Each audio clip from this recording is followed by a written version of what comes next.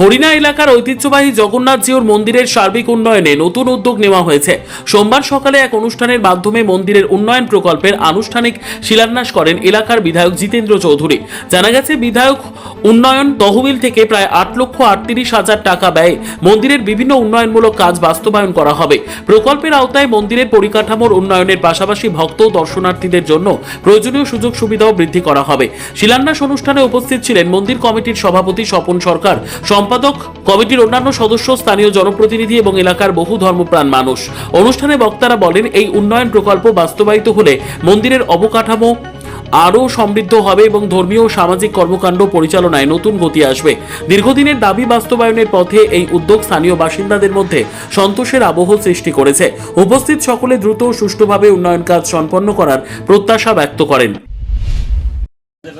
তো এখানে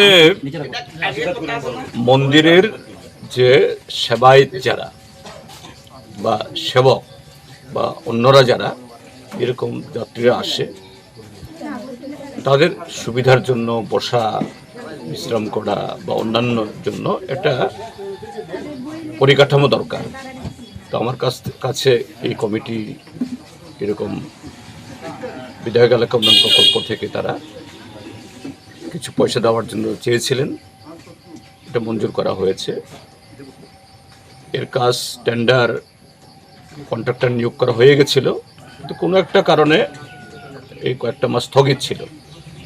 এখন কাজটা শুরু হবে এবং আশা করি যে উদ্দেশ্যে এই মন্দির কমিটি এই প্রকল্পে বা এই পরিকাঠামো তারা চাইছিলেন,